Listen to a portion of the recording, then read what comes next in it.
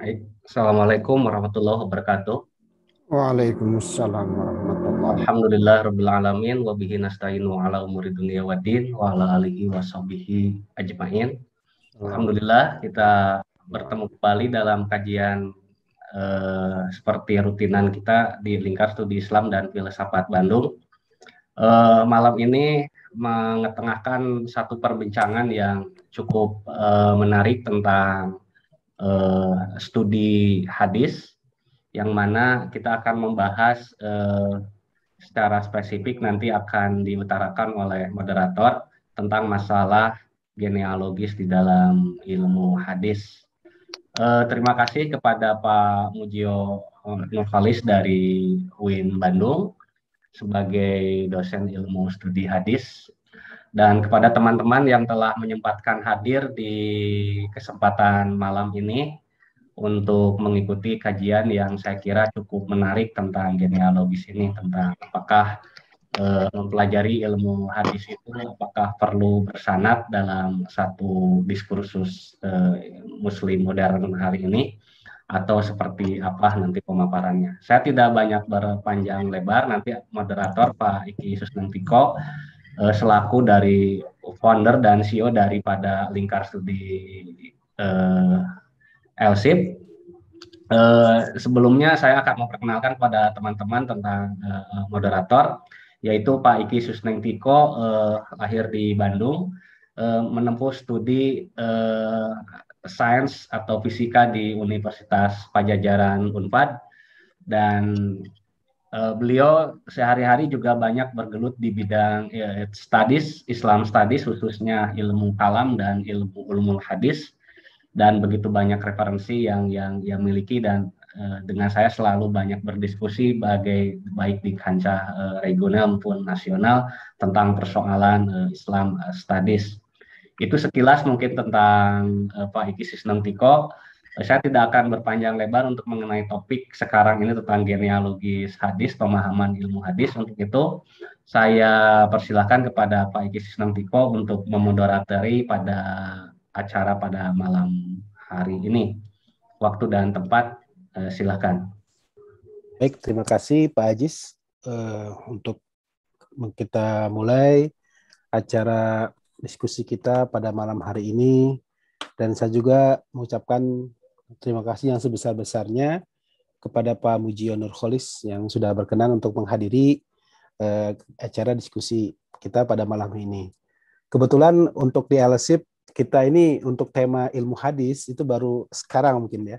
Mungkin Pak Mujio sebagai informasi saja. Jadi kita baru kesempatan ini kita baru mengeluarkan tema tentang ilmu hadis ya. Memang latar belakang itu kenapa kita mengeluarkan tema seperti malam hari ini dikarenakan sebenarnya ada kegerahan baik kita masalah ilmu hadis gitu ya, yaitu bahwa dari beberapa referensi yang mungkin pernah saya baca atau kita diskusikan sebelum-sebelumnya, bahwa ternyata sanad dalam pengertian kita mempelajari hadis itu harus melalui misalkan ulama-ulama gitu kan. Jadi tidak bisa kita langsung secara dengan media-media selain kita langsung musyafahah gitu ya, bertemu langsung dengan ulama tersebut untuk memberikan istilahnya ilmu atau sanad dari hadis tersebut. Nah, kita berpikir bahwa pada era modern seperti sekarang ya, di mana percetakan buku, bahkan juga sekarang ada maktabah syamilah. Jadi kita bayangkan bahwa berapa berapa ratus jilid saya kira yang kita perlukan untuk kita betul-betul menjadi seorang ahli hadis gitu kan. Dalam berbagai macam tinjauan dari jalur hadisnya, dari matannya dan seterusnya gitu kan. Itu sangat luar biasa dan tentu memerlukan referensi yang tidak sedikit. Nah, sedangkan ada beberapa pendapat yang menyatakan bahwa ya kita belajar harus melalui jalur sanad gitu ya, langsung bertemu dengan kiainya atau dengan murabi atau gurunya. Nah, ini kan menjadi problematika menurut saya pada era sekarang di mana kita sudah masuk kepada era modern, dan juga kalau kita bandingkan zaman dulu mungkin tidak ada percetakan gitu, tidak ada istilahnya teknologi komputer seperti saat ini sehingga kita bisa menyimpan beratus-ratus kitab hadis itu dalam bentuk file, dalam bentuk PDF misalkan. Nah, jadi memang apa yang ingin kita diskusikan pada malam hari ini, apakah sanad dalam artian kita belajar hadis langsung kepada guru gitu kan, dari secara keilmuannya, apakah memang menjadi suatu keharusan ataukah tidak gitu ya. Mungkin yang itu yang pertama. Yang kedua juga yang menjadi polemik, bahwa kita pada saat ini banyak orang yang salah paham gitu ya antara pengertian sunnah dan hadis gitu kan. Apakah sunnah itu bagian daripada hadis ataukah sebaliknya? Sehingga seperti contoh misalkan terjadi kontroversi pada saat itu tentang masalah musik misalkan. Apakah musik itu diharamkan, sehingga dan itu menjadi polemik kalau kita lihat di negara kita gitu kan, terutama di medsos. Ada kejadian kemarin misalkan ketika akan divaksin, diputarkan lagu, para santri pada menutup kuping gitu ya, karena dikatakan bahwa haramnya musik itu untuk didengar. Nah, ini saya kira ini bagian dari pemahaman kita terhadap sunnah atau hadis gitu. Nah, jadi menurut saya bagaimana kita mengambil sunnah itu ataupun hadis itu sebagai suatu iktibar atau pelajaran bagi kita untuk menjadi suatu hukum yang mutlak sifatnya. Apakah ada kriteria-kriterianya ataukah mungkin tidak ada ya, masih antara para ulama masih menjadi suatu polemik, menjadi suatu perdebatan yang tidak sama gitu satu sama lain. Saya kira itu mungkin ya tema yang kita lihat pada era saat ini. Akan lebih jelasnya mungkin nanti Pak Mujio kami persilakan untuk memulai saja tema diskusi kita pada malam hari ini. Enggak, Pak Mujio. Assalamualaikum warahmatullahi wabarakatuh. Waalaikumsalam. Bismillah, alhamdulillah, wassalatu wassalamu ala rasulillah wa ala alihi wa sahbihi wa mawalah, wa la hawla wa la quwata illa billah. Raditu billahi rabba wa bil islami dina wa bi muhammadin nabiyya wa rasulah. Tema kita problematika genealogis dalam pemahaman hadis. Ya, intinya yang dipertanyakan, apakah harus pakai sanad? Oke. Dalam kajian formal ilmu hadis atau apakah komponen dalam hadis itu ada dua komponen utama, yaitu sanad dan matan. Sanad dan matan. Sanad itu adalah rangkaian orang-orang yang mengantarkan kita sampai kepada qailul hadis, sumber hadis itu Rasulullah Shallallahu Alaihi Wasallam. Jadi rangkaian orang-orang atau nama-nama guru-guru yang menyambungkan, menghubungkan antara penulis kitab sampai kepada Rasulullah Shallallahu Alaihi Wasallam. Itu adalah sanad. Sedangkan isi hadis atau ucapan Rasul atau tindakan Rasul sendiri itu merupakan matan. Jadi pokok hadisnya ada di matan, sementara sanad itu adalah rangkaian orang yang dulunya itu meriwayatkan generasi demi generasi, dari generasi sahabat mengajarkan hadis kepada generasi berikutnya, terus ke bawah sampai kepada para penulis hadis. Itu yang disebut sebagai sanad. Tampaknya yang dipertanyakan memang yang dibahas belakangan, ini sanad yang tidak tertulis di dalam kitab-kitab hadis itu. Umpama dari Imam Bukhari. Imam Bukhari punya, atau Sahih Bukhari pada saat itu, ketika orang-orang belajar kepada Imam Bukhari, mereka pada menulis. Mereka mempunyai naskah masing-masing. Kemudian diajarkan kepada muridnya lagi, mereka punya naskah masing-masing. Dan dalam setiap naskah itu pasti bertambah jumlah rawinya. Jadi tadinya di Bukhari, kemudian muridnya nambah lagi. Muridnya boleh jadi nambah lagi. Seperti, dan sebagian ada yang ditulis di dalam kitab naskah itu, sebagian tidak. Seperti kalau kita lihat dalam Musnad Ahmad, ya. Jadi kitab hadis itu yang pokoknya itu berkembang, ya, berkembang. Sebelum pertengahan abad ke-7 Hijriah itu disebutnya Kutubul Khamsah, 5 kitab pokok hadis. 5 kitab pokok hadis. Bukhari, Sahih Muslim, Sunan Abu Dawud, Sunan Tirmidzi, dan Sunan Nasa'i.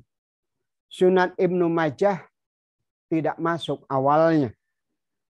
Ya, sampai pertengahan abad ke-7 belum masuk. Baru menjelang, ya, atau paruh kedua dari abad ke-7 itu ada ada kitab yang meneliti, atau ada ulama yang meneliti hadis-hadis Sunan Ibnu Majah yang kitab lain itu bagaimana kualitasnya, kemudian dikaji secara khusus, diterbitkan, sebutlah begitu, ya, ditulis secara khusus, dikaji secara khusus, sehingga akhirnya diketahui oleh banyak orang, maka kemudian akhirnya masuk menjadi Kutubus Sittah. Akhirnya pada sampai abad ke-7 itu sebenarnya Al-Kutubus Sittah, kitab yang 6. Sahih Bukhari, Sahih Muslim, Sunan Abu Dawud, Sunan Nasa'i, Sunan Tirmidzi, dan Sunan Ibnu Majah. Kemudian setelah itu macam-macam, ada yang Asyrah, ada yang mengatakan Al-Kutubul Asyrah, kitab yang 10, ada yang kitab 9, ada yang kitab 14. Kemudian pada abad 20 itu ada ada sekelompok orientalis membuat indeks kata-kata di dalam hadis. Itu hebat. Sekelompok orientalis dari tahun 1930-an sampai selesai terbit yang pertama kali itu adalah menghasilkan indeks kitab 9 hadis, 9 kitab hadis. 6 yang sudah disampaikan tadi, ditambah Muwatta Malik, ditambah Musnad Ahmad, ditambah lagi Sunan Ad-Darimi. Sehingga akhirnya populer itu nama Al-Kutubut Tis'ah. Jadi Al-Kutubut Tis'ah dengan rincian yang sekarang kita kenal itu tidak dari awal, ya, tidak dari awal. Abad ke-7 kan baru 6 tadi, ya. Abad ke-7 baru 6. Tapi kemungkinan juga ada yang menambah 7 ditambah dengan Musnad Ahmad. Karena pada pertengahan abad ke-7 itu sudah ada kitab yang isinya kutipan-kutipan hadis, itu memasukkan Musnad Ahmad ada di dalamnya. Muntakhabul Akhbar yang ditulis oleh kakeknya Ibnu Taimiyah. Namanya Ibnu Taimiyah juga sebutannya. Tapi kakek dari Ibnu Taimiyah yang wafat 728, dan ini kakeknya dipanggil Ibnu Taimiyah juga, wafatnya 652. Ya, saat itu sudah ada ya, para ulama sebenarnya dari dulu nggak membeda-bedakan kitab itu. Tapi kan kemudian sebagai kajian sebagai konsumsi umum itu para ulama membuat pilihan-pilihan begitulah. Ini kalau akan digaji tanpa harus banyak masalah, kitab ini 1, 2, 3, 4, 5, 6. Kemudian naik lagi menjadi 7, kemudian naik lagi menjadi 9. Kemudian ada lagi menyatakan 10, ada lagi yang menyatakan 14. Sebenarnya yang jadi 10 itu juga awal-awal juga. Ada kitab Al-Atraf itu 10 kitab. 10 kitab. Jadi sekali lagi para ulama sebenarnya tidak bermaksud untuk membatasi 5 kitab atau 6 kitab atau 7 kitab, tapi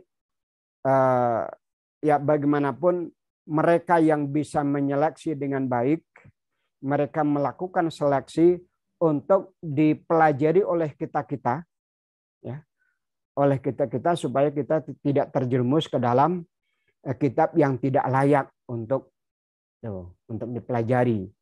Artinya kan kalau ada kitab yang beberapa di antara hadisnya nggak sahih, umpama lebih-lebih kalau ada yang palsu, kalau nggak diberi catatan kan boleh jadi kita terjerumus ke sana. Oke, maka dalam kitab-kitab yang dibahas itu semua sudah ada sanad. Semua ada sanad. Ya. Karena keharusan menyertakan sanad itu sudah dimulai di zaman tabi'in dan tabi'in. Ya, tahun 100 ke sana, ya. Nah, setelah tahun atau akhir abad pertama, lebih-lebih di abad kedua, itu sanad itu menjadi sangat ditekankan. Ar-Ramah-Hurmuzi, sebelum itu siapa? Ibnul Mubarak yang wafat tahun 181. Beliau mengatakan al-isnadu minaddin. Laulal isnad laqala man syaa ma syaa. Sanad itu bagian dari agama. Kalau nggak ada sanad, orang bisa bicara apa saja. Mengatasnamakan Rasul, kan begitu. Mengatasnamakan Rasul. Kalau sudah ada sanad, kan bisa diteliti. Kalau sudah ada sanad, bisa diteliti. Betulkah orang ini, ulama ini pernah mengajarkan hadis ini? Itu kan ada saksi. Ada saksi. Ya, sebutlah kalau hari ini kita meneliti, nulis buku, tidak perlu footnote, tidak perlu rujukan, maka boleh saja kita nulis berlembar-lembar mengatakan anu berkata, si anu berkata, si anu berkata. Nah, ya maka sekarang dengan adanya kalau kita nulis buku, kutipannya harus jelas, referensinya harus jelas, maka kita juga menjadi ya pilih-pilih ya. Kita nggak bisa terlalu berani berbicara apalagi niat berdusta, niat berbohong atau niat menipu. Tentu akan ketahuan dan tulisan kita nggak akan laku. Kalau kita mengutip tulisan seseorang, bahkan kalau kita nulis kata-kata seseorang apabila dalam karya ilmiah dan sebenarnya itu kutipan kata-kata seseorang, kemudian kita nggak tulis referensinya, bagi penguji yang paham boleh jadi menahan. Kamu nggak lulus sebelum secara jujur menyatakan ini kata-kata siapa.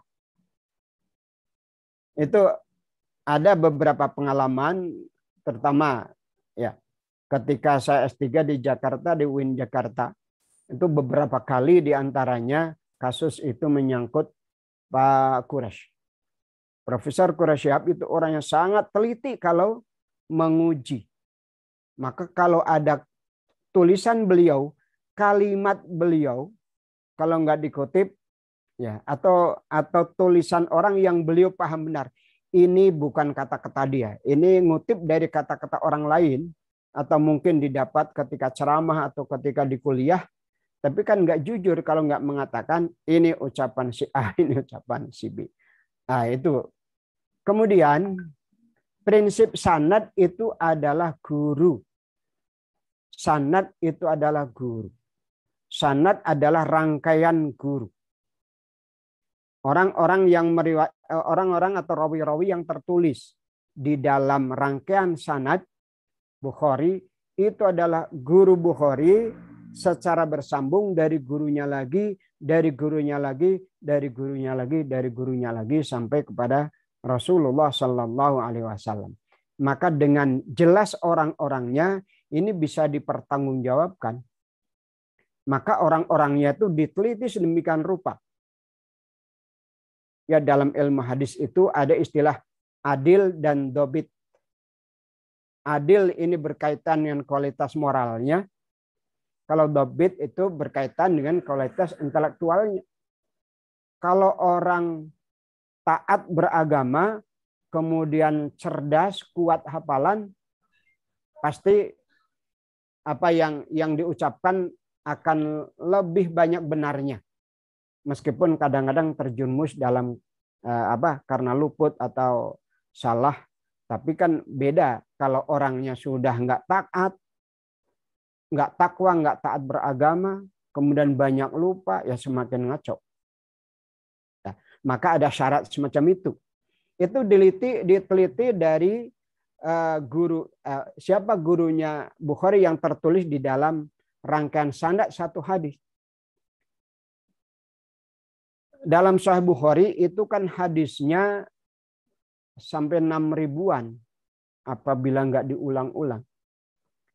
Dan itu ada beberapa di antaranya yang namanya berulang-ulang, sahabatnya berulang-ulang.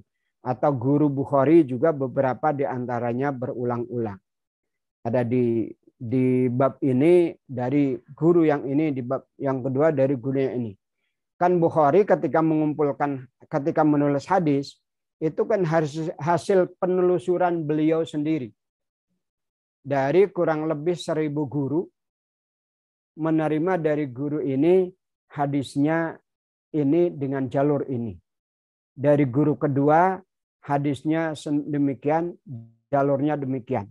Nah, sehingga nanti dalam Sahih Bukhari, ya dalam Sahih Bukhari itu Imam Bukhari menyatakan bahwa beliau hafal 600.000 hadis. Hafal 600.000 hadis. Ya memang dalam sejarah atau biografi beliau, mendengar satu kali beliau hafal. Itu karena memang beliau katakan beliau itu karirnya, kalau disebut karir ya, kalau disebut karir atau fokusnya, fokus perhatiannya di situ. Beliau tidak punya kesibukan lain kecuali mengabdikan diri untuk hadis. Ya. Kalau orang mengabdikan untuk disiplin ilmu apa, maka dia akan hebat di situ. Lebih-lebih kalau hafalannya kuat, ketaatannya tinggi, maka pasti akan luar biasa di situ. Itu ya, Imam Bukhari dikatakan hafalannya sekian banyak. Memang beliau itu fokus untuk mengabdikan diri di situ. Ya, buku-buku yang beliau tulis, kitab-kitab yang beliau tulis semuanya sekitar hadis. Sekitar hadis. Ada beliau nulis sejarah, tarikh, ya, Tarikh Al-Kabir.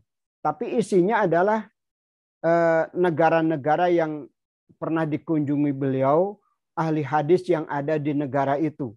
Kota-kota yang dikunjungi beliau, ahli hadis yang pernah berada di negara itu. Dan bagaimana kualitas mereka masing-masing. Jadi Imam Bukhari betul-betul fokus di situ. Kita yakinlah kalau ada orang yang sedemikian fokus kepada satu disiplin ilmu, maka akan memiliki keahlian yang luar biasa di situ. Al-Bukhari nggak ada yang gaji. Al-Bukhari nggak ada yang gaji. Demikian juga yang lain-lain. Tapi ada berita gembira yang luar biasa tentang Imam Bukhari. Tentang makam Bukhari. Beliau dimakamkan di sekitar Azerbaijan kalau nggak salah.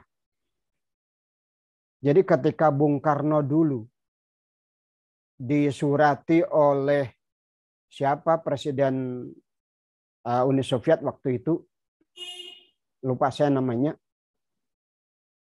tapi Indonesia menyatakan non-blok. Pada waktu itu Bung Karno diundang untuk ke blok Amerika, katakan itu nggak mau. Begitu juga untuk berkunjung ke blok Uni Soviet nggak mau. kecuali ada alasan-alasan tertentu. Maka salah satu syarat dari syarat yang diajukan oleh Bung Karno, aku ingin ziarah ke makamnya Imam Bukhari. Itu sampai 3 tahunan itu. Itu kita bisa lihat di YouTube itu. Bagaimana Bung Karno memprakarsai atau ikut berjasa di dalam penemuan kuburan atau makam Imam Bukhari. 2 tahun, tahun ketiga baru ditemukan dan kemudian sudah diperbaiki, ya, makamnya sudah dirapikan layak untuk dikunjungi oleh presiden dari negara yang mayoritas Islam. Ya, jadi ditemukannya makam Imam Bukhari antara yang artinya kalau ditemukan oleh masyarakat setempat mah udah pada tahu. Tapi untuk di tingkat nasional, ya, atau barangkali karena negara Soviet itu Uni Soviet, beberapa negara dikenal di beberapa negara termasuk dunia internasional, itu antara lain atas permintaan atau syarat yang diajukan oleh Bung Karno supaya bisa mau berkunjung ke Uni Soviet pada waktu itu. Oke, jadi semua kitab-kitab itu punya sanad. Mungkin yang ditanyakan dalam kajian kita malam ini adalah kalau sanad-sanad setelah itu apakah harus? Apakah sanad-sanad setelah itu daftar orang-orang setelah itu apakah harus? Mungkin di antara bapak-bapak yang ikut ini bertanya apakah Pak Mujo juga punya sanad gitu ya. Kok sampai Pak Mujo jadi doktor hadis, ngajar di mana-mana. Nah, mungkin pertanyaannya itu. Prinsipnya adalah guru tadi. Prinsipnya sanad itu adalah guru. Mungkin kalau kita rajin nyatat, gurunya ada yang nyambung. Pasti. Ya setidaknya, ya maaf karena saya di NU, kan ada secara umum sanad keilmuan para ulama. Saya ngaji kitab Bukhari di sini, ngaji kitab Muslim meskipun sebagian ada di sini. Pernah juga ngaji dengan kiai ini, kiai itu kan punya guru lagi, guru. Ya cuma kita karena sanad-sanad setelah itu, ya sanad-sanad di luar kitab itu tidak mudah untuk diteliti. Tidak mudah untuk diteliti. Selain itu juga apa yang disampaikan oleh guru-guru itu kita nggak tahu. Sebutlah saya pernah ngaji Sahih Bukhari. Kemudian ketika selesai ngaji Sahih Bukhari itu, guru saya mengijazahkan, menyebutkan guru-gurunya supaya ditulis semua oleh santri-santri yang ikut ngaji itu. Disebutkan berapa lembar itu, mungkin ada 2 lembar kalau tulis satu terus sampai kepada Imam Bukhari. Nah, kalau Imam Bukhari kepada Rasul ada yang 3 rangkaian, 3 orang maksudnya. Satu rangkaian sana ada 3 orang, ada 5 orang, ada 6 orang. Nah, sekali lagi, seandainya kita rajin nyatat, tentu kita punya sanad. Bagaimana dengan orang yang sanadnya tidak tertulis? Kalau begitu nggak bisa dipertanggungjawabkan. Umpama. Prinsip di sini, prinsip dalam belajar ilmu apapun adalah punya guru. Punya guru yang sesuai dengan bidang ilmunya. Belajar hadis ya kepada guru-guru yang bisa di bidang hadis. Belajar teknik juga harus kepada orang yang bisa di bidang teknik. Nah, maka kalau ada yang nanya bagaimana bagaimana sanad saya nggak bisa mengemukakan. Pernah ngaji Bukhari dikasih sanad pun sekarang kurang tahu di mana catatannya. Apakah nggak penting? Tentu dari satu sisi penting. Ya, dari satu sisi, artinya dari kajian spiritual mungkin penting, karena setiap kita itu ilmu kita dari guru kita. Kita bisa berpikir begini, kita bisa membaca begini, bisa menerangkan begini, pasti dari guru kita. Itu pentingnya sanad itu. Tapi dari sisi formal ilmu hadis itu nggak bisa dianggap penting. Ya, dari formal ilmu hadis nggak bisa dianggap penting. Kenapa? Ya, sekian rangkaian guru itu nggak bisa kita nilai keadilan dan kedobitannya. Kenapa? Karena beliau kan membaca kitab Sahih Bukhari yang dicetakan Anu, bukan berdasarkan hafalan beliau. Ya. Kalaupun membacanya salah, santri ada yang paham. Kalau ada yang salah secara nahwu, kita punya standar ilmu nahwu. Kalau punya salah secara sorob, memaknai lafal ini harusnya begini kok dimaknai begitu. Kita punya standar kamus. Nah, itu. Maka sekali lagi untuk kemudian kita punya sanad yang dipertahankan sedemikian rupa, itu dalam berbagai ilmu. Kalau untuk kepentingan atau dari aspek spiritual itu penting. Makanya setiap kita ngaji kitab apapun, setidaknya kita mendoakan penulisnya. Maka biasanya tradisi santri, ya Pak Aziz, qalal musannifu rahimahullah wa nafa'ana bihi wa bi ulumihi fid dharaini amin. Itu kan mendoakan. Nah, kemudian juga kepada guru-guru kita, silsilah guru kita itu meskipun secara global ya kita doakan juga guru-guru kita. Nah, kita paling hanya kenal guru kita langsung. Tapi guru kita langsung kan punya guru-guru yang lain lagi. Dan Allah Maha tahu rangkaian itu.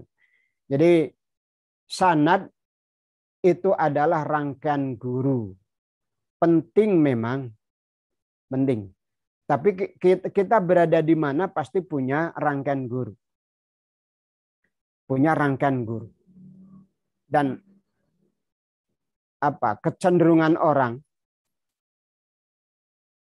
katakan kalau yang mewarnai pemikiran keagamaan kita kan biasanya ya ormas ya. Tapi sebenarnya bukan ormasnya. Tapi kumpulan orang-orang di dalamnya itu yang mempengaruhi kita. Jadi kalau orang-orang yang belajar di pesantren yang berhari-hari bertahun-tahun bersama para ulama, ya akan seperti itu pola pikirnya.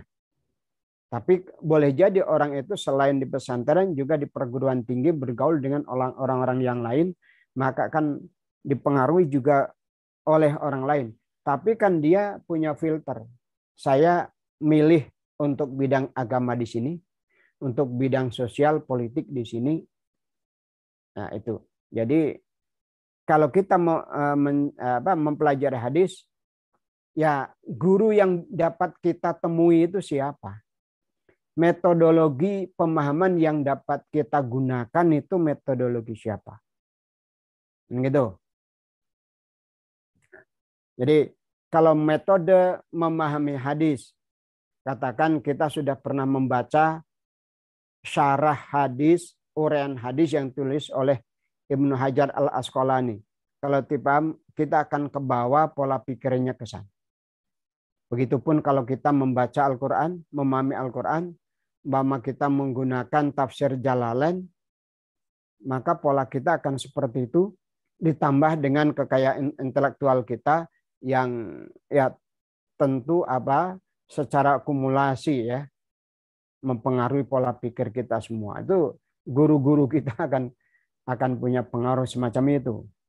Nah, jadi intinya Bapak Ibu yang peserta kajian kita pada malam ini, kalau yang ditanyakan apakah penting sanad-sanad nama-nama guru yang dibawa di luar kitab-kitab hadis itu, apakah penting? Keberadaan mereka pasti penting secara spiritual. Ya.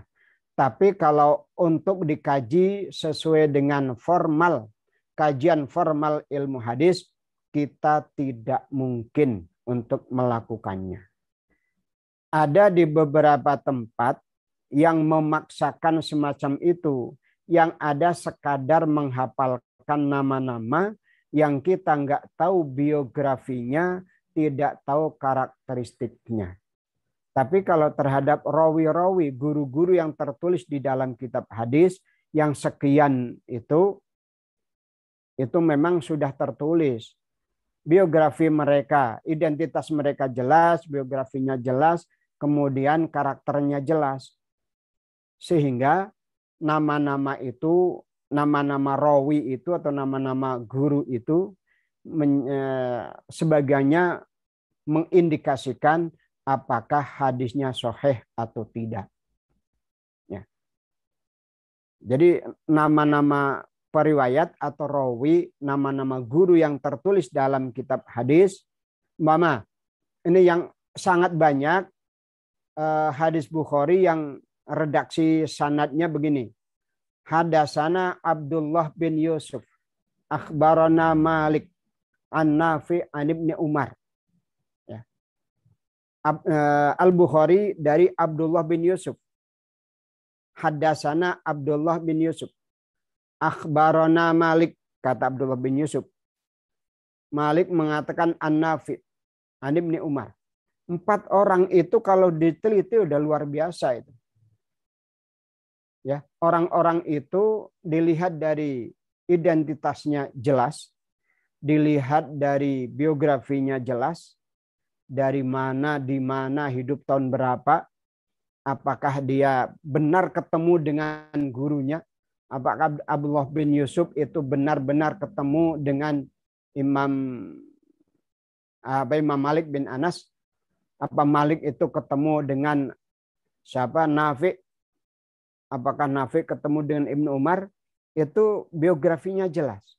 Pasti mereka itu bersambung, dikatakan bersambung itu hidup sezaman dan ada data di antara beliau dengan gurunya itu adalah guru dan murid. Ada data di kalangan ulama rijal. Ada kitab-kitab rijal, kitab Rijalul Hadis itu isinya tentang guru-guru hadis atau rawi-rawi hadis itu. Maka kalau kita cari di kitab-kitab Rijal itu Abdullah bin Yusuf, kita akan menemukan namanya siapa, lahir di mana, hidup tahun berapa, gurunya siapa, muridnya siapa. Pasti di antara gurunya tertulis di sana Malik bin Anas. Di antara muridnya tertulis Muhammad bin Ismail al-Bukhari. Demikian juga Malik, kalau dibaca lengkap, gurunya ada tertulis, muridnya tahun atau waktu hidupnya itu dimungkinkan ketemu dengan murid dan juga ketemu dengan gurunya. Nah, begitu. Jadi identitasnya jelas, kemudian biografinya jelas, karakternya jelas. Tapi kalau tanpa bermaksud mengecilkan guru-guru kita ya. Kita kenalnya kan guru yang ketemu langsung. Dan kita tidak mudah membaca biografi gurunya guru kita. Sekian puluh di atas itu. Itu. Jadi kalau kita setidaknya pernah berguru, ya, artinya kita berguru bagaimana cara memahami hadis, berguru bagaimana cara memahami Al-Quran, berguru bagaimana memahami fikih. Ya. Kalau dikatakan genealogis, ketiga ilmu itu kan munculnya bersamaan. Munculnya bersamaan. Sebutlah ketika Imam Asy-Syafi'i akan menghimpun hukum-hukum, maka beliau mengkaji Quran, mengkaji hadis, maka kemudian beliau menetapkan prinsip-prinsip memahami Quran, prinsip-prinsip memahami hadis, dan metodologi pemahamannya itu juga beliau tetapkan sedemikian rupa sehingga usul fikih, ulumul hadis atau usulul hadis atau metode pemahaman hadis, metode tafsir itu menjadi ilmu yang lahir secara bersamaan untuk memahami atau untuk memahami ajaran Islam. Kalau ada dari Quran, ambil dari Quran. Dua-duanya digunakan. Kalau nggak ada, bagaimana para ulama atau dengan cara mencari ijma. Kalau nggak, kias atau ijtihad. Itu barangkali Bapak dan Ibu pengantar dari saya ya, ini pengantar diskusi. Intinya bahwa sanad yang tertulis di dalam hadis itu untuk kepentingan formal hadis itu sudah cukup. Tapi kalau untuk memahami hadis itu memang perlu. Kita memerlukan sanad untuk kepentingan spiritual dan kepentingan belajar itu sangat penting. Tapi kalau untuk dikaji secara formal ilmu hadis itu tampaknya tidak harus kita punya catatan guru-guru kita sampai kepada Imam Bukhari. Kalau ada yang melakukan begitu dan memang ini ada, punya sanad lengkap semuanya, itu ya sekadar daftar guru. Ya. Artinya seperti yang saya alami ketika saya pernah ikut ngaji Sahih Bukhari, itu kurang lebih 40 hari tamat, ya 40 hari tamat. Kemudian setelah selesai dikasih nama-nama guru atau sanad. Nah itu ya hanya terpampang sebagai daftar nama guru. Kita nggak bisa mempelajari siapa-siapa mereka itu. Kalaupun diharuskan yang semacam itu, ini tampaknya juga ya boleh jadi kalau dikatakan mengada-ada iya. Sesuatu yang nggak harus kok diharuskan. Tapi kalau kita punya guru itu memang harus. Oke ya. Itu barangkali pengantar dari saya, silahkan. Ada yang menanggapi, ada yang menyoal, ada yang mendukung, ada yang silahkan. Mengapa Iki? Ya, nuhun Pak Mujio atas pemaparannya, saya kira sangat runut sekali dari awal sampai tadi akhir. Jadi beliau menyimpulkan intinya sanad ada yang secara formal memang itu sudah baku ya, dari proses dari Nabi sampai ke rawi terakhir seperti Imam Bukhari. Cuma di sini problemnya adalah setelah Imam Bukhari, nah itu dikatakan sanadnya tidak begitu formal. Artinya karena kita tidak di situ ya susah untuk menilai jarah wa ta'dilnya itu dari setelah Imam Bukhari tadi gitu ya. Mungkin Pak Buja seperti itu. Baik, dari teman-teman saya kira silakan ada yang ingin mengajukan pertanyaan ataupun ya menyanggah atau mengomentari dan sebagainya, kami persilakan. Untuk saya langsung buka saja. Silakan untuk open mic aja langsung. Bisa disampaikan ke Pak Mujio langsung. Silakan. Silakan.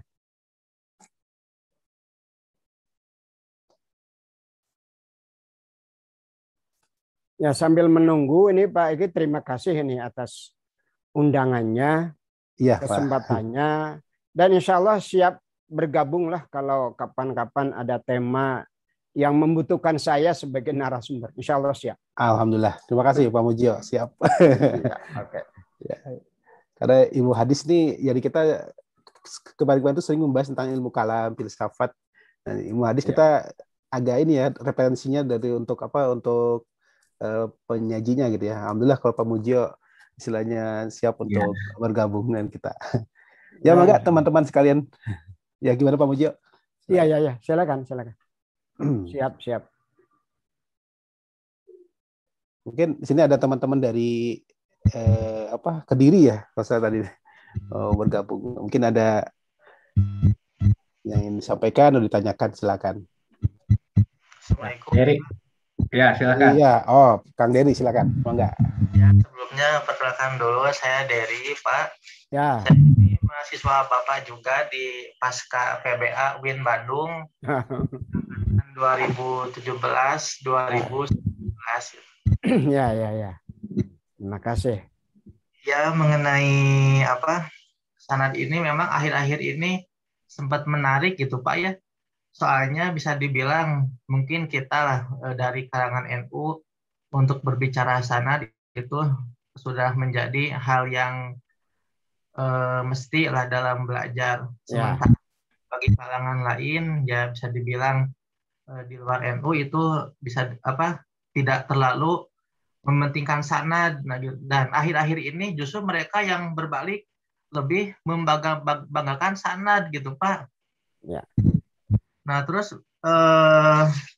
yang jadi permasalahan itu apakah sanad guru itu menjadi legalitas gitu bagi kita sebagai murid bahwa kita ini layak untuk melanjutkan perjuangan pembelajaran hadis ini atau seperti apa gitu Pak untuk status sanad itu yang pertama. Kemudian yang kedua, bagi orang-orang yang bisa dikatakan bukan bidang hadis fokusnya, tapi dia mempunyai malakah itu, mempunyai penguasaan dari segi bahasa, apakah dia cukup tidak mengajarkan matan hadis dengan berpegang kepada cara yang masyhur gitu atau yang direkomendasikan para ulama selama ini. Misalkan ketika saya kan orang bahasa Arab gitu Pak ya, bukan orang jurusan hadis, tapi saya gemar membaca hadis. Nah ketika saya ingin mengajarkan hadis, apakah saya cukup misalkan dengan berpegang kepada Fathul Bari saja gitu sebagai pendampingnya. Ketika mengajarkan Sunan At-Tirmizi, apakah saya juga cukup hanya berpegang kepada misalkan Tuhfatul Ahwazi lah gitu Pak. Nah itu bagaimana? Terima kasih Pak. Oke. Ya mungkin langsung dulu Pak ya, sambil nunggu yang lain berpikir untuk bertanya. Ya Saudara Dery berarti ya, kalau mahasiswa ya Bapak enggak apa-apa lah. Ya Pak. Pak Dery, pertama status sanad. Betul itu terdengar di beberapa tempat orang yang mementingkan sanad ya, akhir-akhir ini, termasuk pesantren Al-Quran atau guru-guru Quran harus punya sanad. Ada yang begitu. Jadi kalau kita nggak punya sanad guru Quran, maka nggak boleh ngajar. Sebenarnya dari sisi mana ya mengharuskan semacam itu?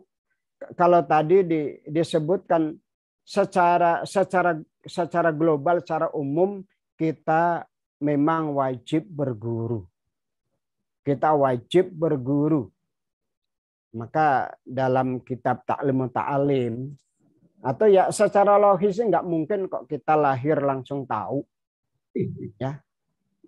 Belajar huruf ya abjad Latin ya, abjad maupun belajar huruf Arab harus guru, pakai guru.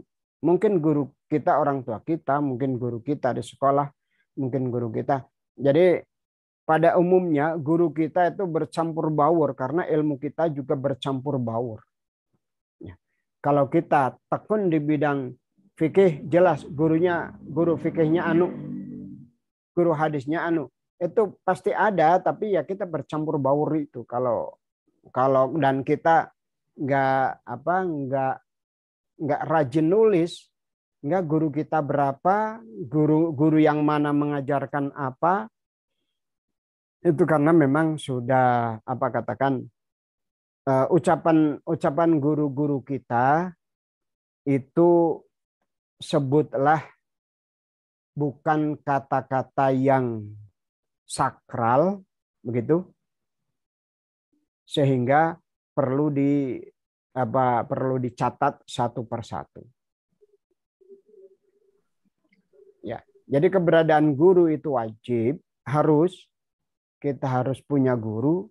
Namun untuk kemudian mencantumkan guru-guru sebagai sanad itu merupakan pekerjaan yang sangat melelahkan. Apalagi sampai berpuluh-puluh.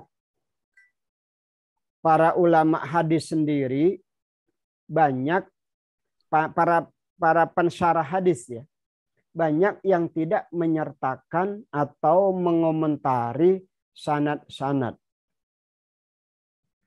Ada penulis kitab syarah hadis, syarah Muslim yang belum lama wafat, sekitar barengan dengan Gus Dur wafatnya tahun 2009-an. Itu Profesor Dr. Musa Syahin Lashin. Itu dulu ketua prodi atau ketua jurusan ilmu hadis di Al-Azhar. Selama beberapa tahun beliau mengajar Sahih Muslim, sengaja di format begitu sehingga beliau mengajarkan Muslim tamat dari hadis pertama sampai hadis terakhir, kemudian karyanya dibukukan, dilengkapi, dikaji, diulang-ulang, dilengkap.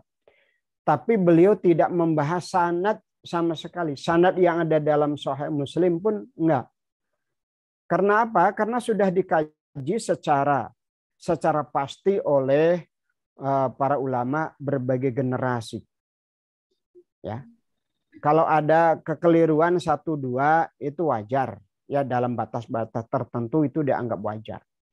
Karena meskipun di Sahih Muslim ada juga matan hadis yang menyalahi hadis lain, ada. Ya. Di Sahih Bukhari juga ada beberapa hadis yang dikritik oleh beberapa ulama, ada. Tapi kan ada ketika sudah ditemukan kebenarannya kan sudah. Kesalahan di Sahih Muslim tetap dibiarkan itu sebagai sebagai ya perjalanan sebuah kitab. Tapi para ulama yang sudah mengkaji kemudian memberikan komentar terhadap hadis itu kan sudah cukup pegangan bagi kita. Nah, di antaranya di Muslim itu ada hadis yang menyatakan man tasaddaqa bi shadaqatin fa akhfaha hatta la ta'lamu yaminuhu ma tunfiqu shimaluhu. Itu terbalik dengan hadis yang pada umumnya. Itu di Sab'atun yudhilluhumullah yang umum mengatakan hatta la ta'lama shimaluhu ma tunfiqu yaminuhu. Di Muslim salah, sampai sekarang redaksinya nggak ada yang berani ngubah.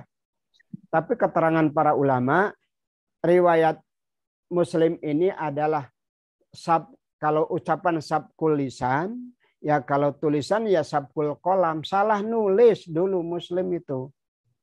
Muslim salah nulis dan oleh murid-muridnya sampai sekarang itu nggak ada yang berani ngubah itu. Tapi mereka memberikan keterangan, itu ya. Salah satu syarahnya kan ditulis oleh Imam Nawawi. Oleh Imam Nawawi yang Baghdad ya. Bukan Syekh Nawawi Banten, bukan.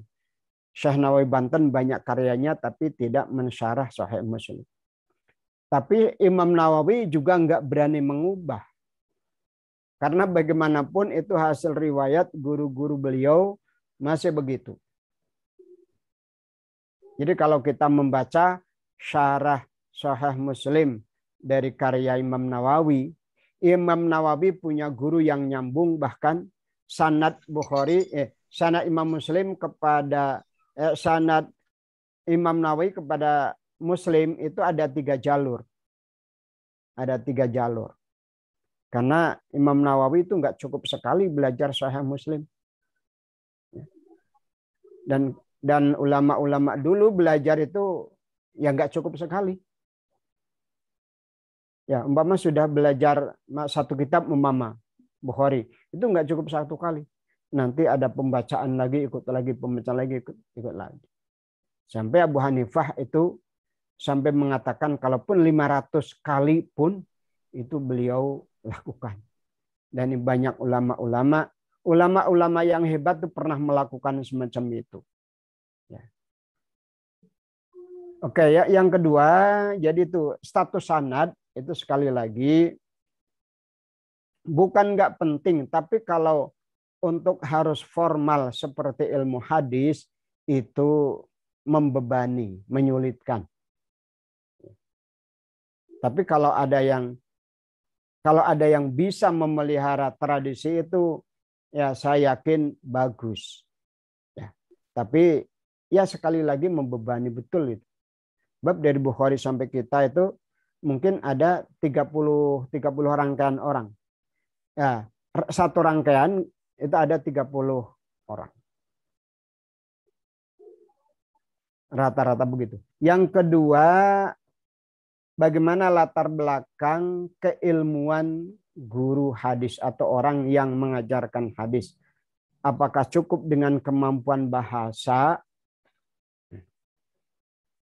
Ini pendekatan mengkaji Al-Quran dan juga hadis itu ada beberapa pendekatan.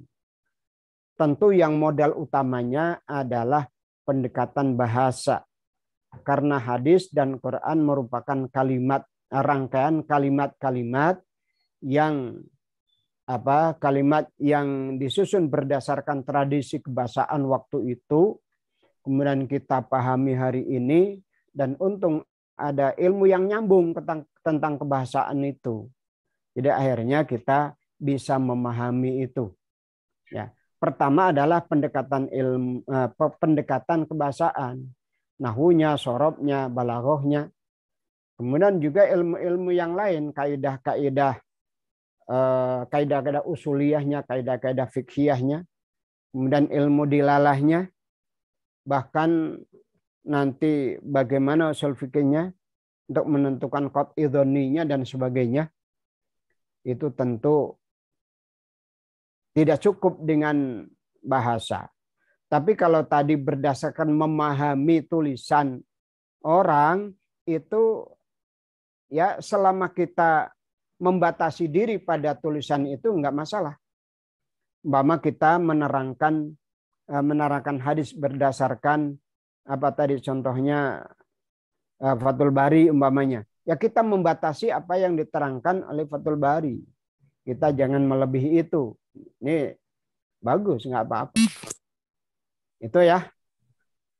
Barangkali itu. Jadi kalau untuk berdiri sendiri, ibarat dalam fikih itu mujtahid, tentu harus menyempurnakan, melengkapi syarat-syaratnya. Sebab nanti boleh jadi kita ketemu hadis yang berbeda dengan hadis yang sudah. Atau ada hadis di Bukhari ternyata berbeda dengan hadis lain yang ada di kitab lain. Kalau kita nggak paham, itu bahaya juga.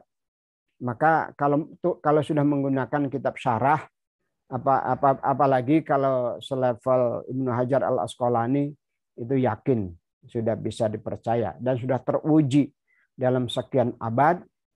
Kitab kitab Fathul Bari menjadi syarah terbaik. Itu barangkali tambahannya. Silahkan yang lain. Ya, saya kira Kang Dedi sudah ada tambahan lagi, mungkin ingin dikonfirmasi lagi ke Pak. Enggak, Pak Dari. Terima kasih Pak untuk jawabannya. Ini menanggapi tadi kalau istilah sekarang typo ya. Memang saya melihatnya itu Pak bisa dikatakan sebuah kewajaran gitu bagi seorang manusia gitu yang tidak sempurna gitu Pak. Jadi itu bisa dibilang ya Imam Muslim adalah manusia gitu, mempunyai keterbatasan tidak seperti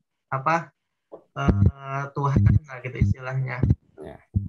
Soalnya ada istilah juga Pak, saya tuh kemarin pernah baca itu karya Mu'jam Mufahros yang terbaru.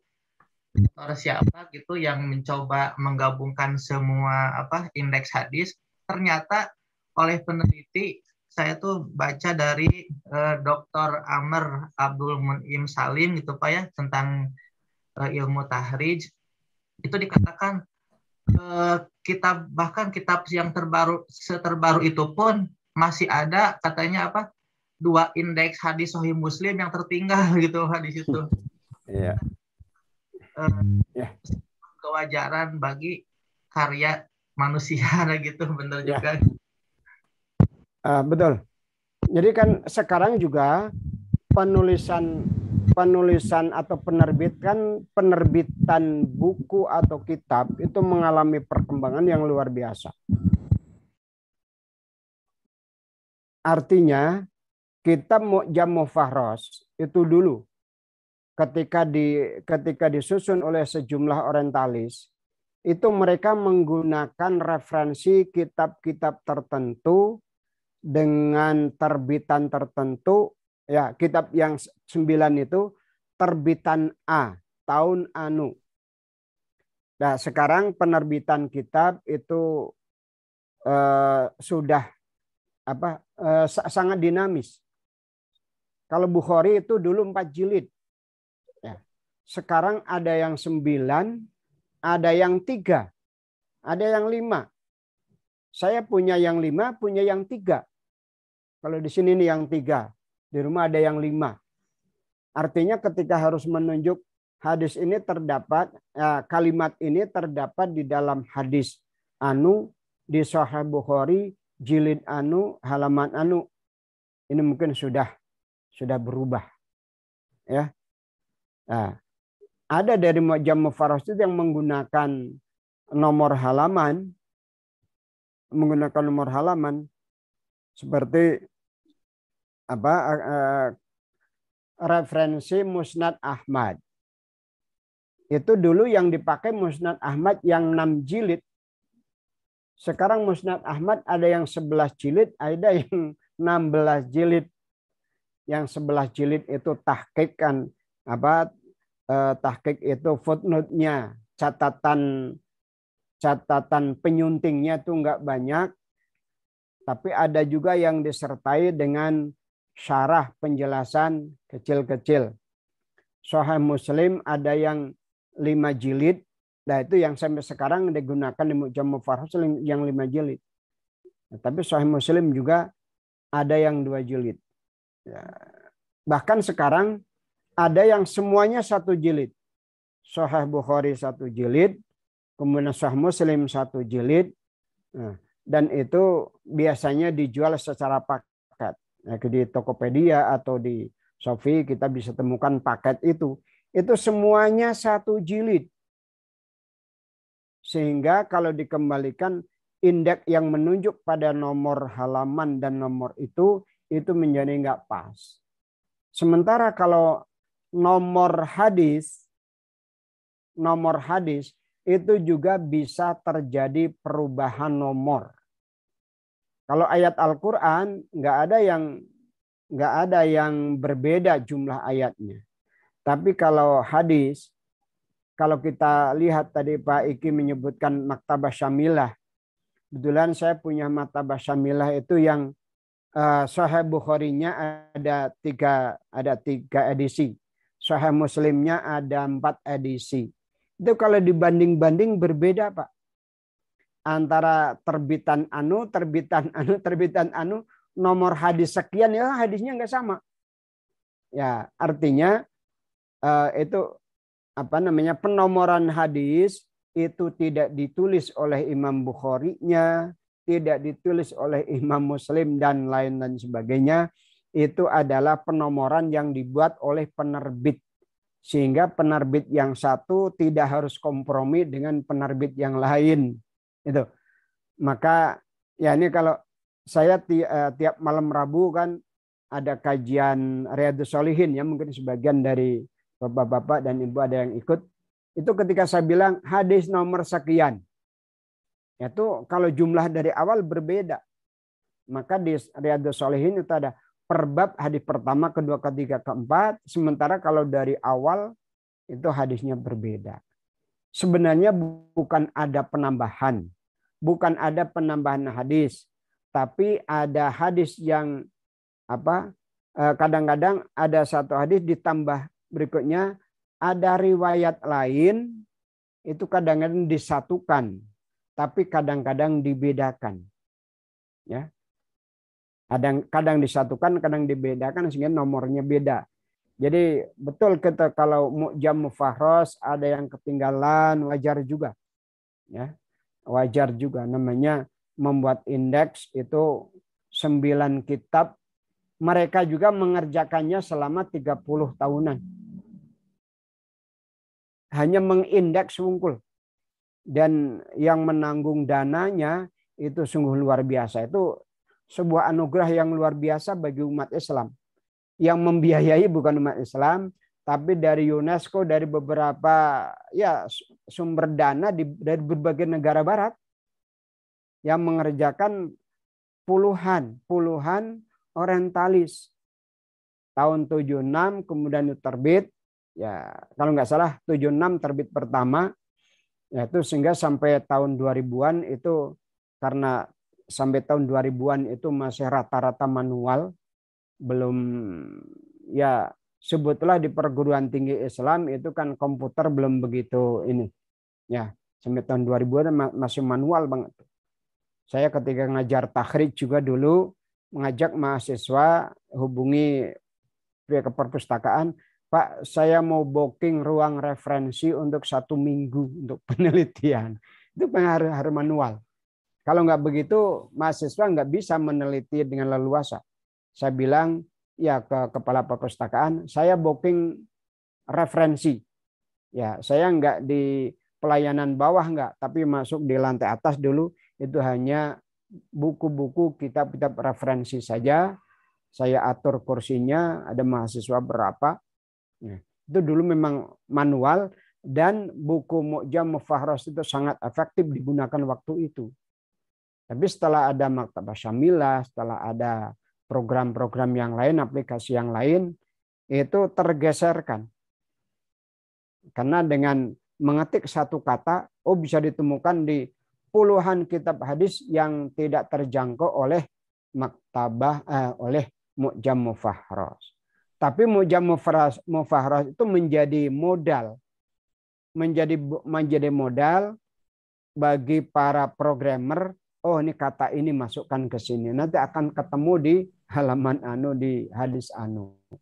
Jadi kemungkinan kata per katanya, entry kata per katanya itu banyak menggunakan Mu'jam Mufahros. Jadi itu anugerah besar bagi umat Islam yang mengerjakan orang orientalis yang sebagian besar non-muslim, yang membiayai juga lembaga-lembaga yang mayoritas bukan Islam. Tentu ada beberapa dari negara Timur Tengah yang kemudian memberikan dana itu.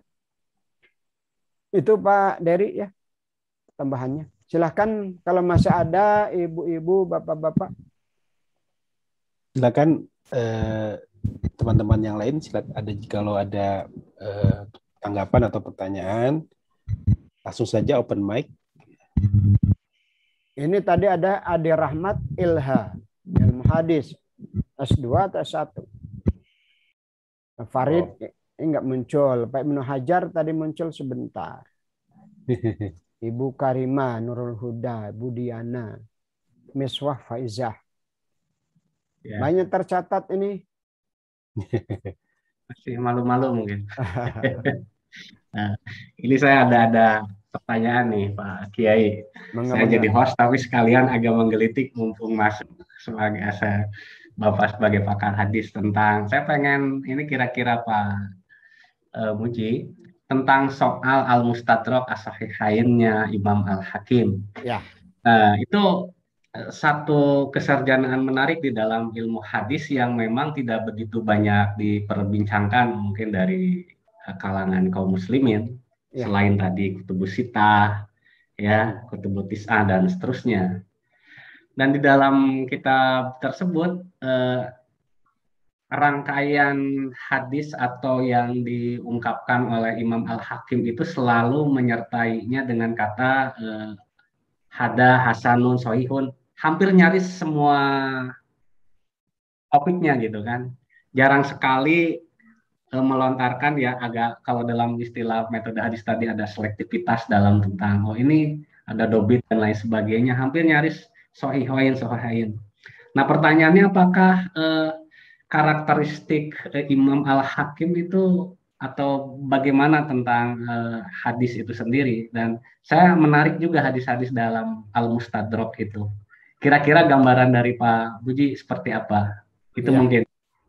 Ya, bagus pertanyaannya. Memang betul kitab itu tidak banyak disinggung dalam perkuliahan dan sebagainya. Ada seorang guru besar di Bandung ini yang dulu ketika menulis disertasi, beliau kuliah S3 di Jakarta, itu meneliti tentang kitab Al-Hakim. Ya. Beliau adalah profesor, ya, Pak Profesor Maman Abdurrahman yang pernah menjadi ketua umum Persis. Ya. Itu pernah ngajar saya juga dulu. Itu buku beliau pergeseran pemikiran tentang hadis kalau nggak salah. Ditulis oleh Imam Al-Hakim. Ditulis yang dimaksud adalah pemikiran Al-Hakim. Pergeseran pemikiran. Memang katakan orang yang paling ketat, yang paling ekstrim atau sebut ketat ya, dalam menyeleksi hadis adalah Imam Bukhari. Meskipun ada beberapa hal yang dilakukan oleh Bukhari dianggap tidak pas oleh yang lain. Seperti Imam Bukhari banyak meriwayatkan hadis dari Syiah, dari orang-orang Syiah, tapi beliau tidak meriwayatkan hadis dari tokoh utama Syiah yaitu Muhammad bin Ali dan Ja'far bin Muhammad atau Ja'far Shadiq. Ya. Tapi generasi awal itu, ya sebutlah generasi awal, Imam Bukhari dan Imam Muslim itu sangat selektif. Tapi selektivitas yang beliau lakukan ini berakibat kitabnya itu nggak lengkap. Maka kitab-kitab sunan itu melengkapi.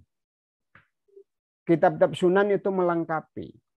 Katakan di bab wudu yang sahih menurut kriteria Bukhari hanya 5 umpamanya. Tapi persoalan wudu itu dengan 5 hadis nggak cukup. Harus ada aspek ininya dimasukkan, ininya dimasukkan. Maka di Sunan Abu Dawud, Sunan Tirmidzi, Sunan Nasai muncul hadis-hadis yang melengkapi Imam Bukhari itu. Ya. Contohnya Rasul pernah ngusap telinga secara terpisah. Itu nggak ada di Bukhari itu. Ya, tapi di kitab-kitab semacam Sunan Tirmidzi, kalau nggak salah di Tirmidzi itu ada. Ya. Maka kemudian Ibnu Hajar dalam Bulughul Maram memasukkan hadis itu. Meskipun Ibnu Hajar tahu itu hadis dhaif, tapi sudah diamalkan oleh para ulama bahwa mengusap telinga itu terpisah dari mengusap kepala. Kalau yang populer di Bukhari, mengusap kepala itu begini, jempol di lubang ini, faqad damahuma, akbalahuma sampai ke belakang, summa adbarahuma depan. Ini berarti telinga itu sudah dengan jempol, ya. Sudah. Ya. Tapi ada riwayat di tempat lain yang menyatakan masaha udunaihi bima'in jadid, dengan air yang ngambil khusus untuk telinga. Ya meskipun hanya gini kan, mengambil khusus namanya. Nah, jadi kitab-kitab sunan itu melengkapi beberapa ruang atau beberapa persoalan yang tidak lengkap di dalam Sahih Bukhari, Sahih Muslim. Dan padahal kalau dilihat kriterianya itu sangat jauh. sangat jauh. Tapi artinya apa, kriteria terendahnya itu jauh. Kalau kriteria tertingginya sama. Semua mensyaratkan adil dan dobit. Tapi untuk persoalan-persoalan tertentu, kalau di kitab, kalau di hadis yang memenuhi standar apa adil dan dobit itu nggak ada, masa persoalan yang ini nggak boleh diungkap, kan gitu ya. Sementara dalam di antara para sahabat dan juga para tabiin melakukan itu namanya ngusap telinga secara terpisah. Maka akhirnya di Sunan Turmudi diriwayatkan itu. Ya.